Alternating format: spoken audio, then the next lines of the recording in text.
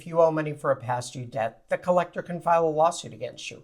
And if you don't take certain actions within certain periods of time, they're going to win that lawsuit. They're going to win it by default. They're going to get a default judgment against you, and they're going to be able to take whatever actions your state allows, like wage garnishment or freezing bank accounts or putting liens on real estate. They can do those things depending upon your individual state law.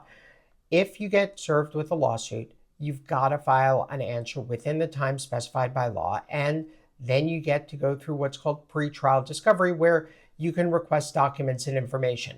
Just sending a request for verification or validation, that's not going to protect you. Making a phone call isn't going to protect you.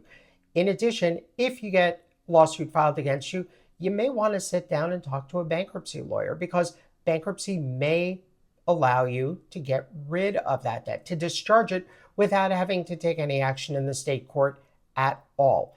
And if you're getting sued on one debt, chances are pretty good that you probably have a past due debt that's due to somebody else. And it would be a terrible shame for you to defend the first lawsuit, resolve it, settle it, or get it kicked out of court, only to have another lawsuit filed against you by another creditor.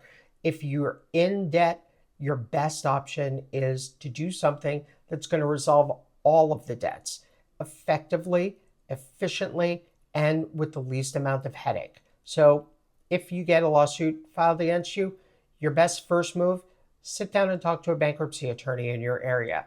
It may be a good idea for you. It may not be a good idea for you, but at the very least, you're going to have some firm guidance about whether it is, instead of just jumping through hoops, not necessarily accomplishing the goal that you're looking to accomplish. I represent people in bankruptcy court as well as in debt collection lawsuits in California or New York. So if you're in one of those states, you can get in touch with me.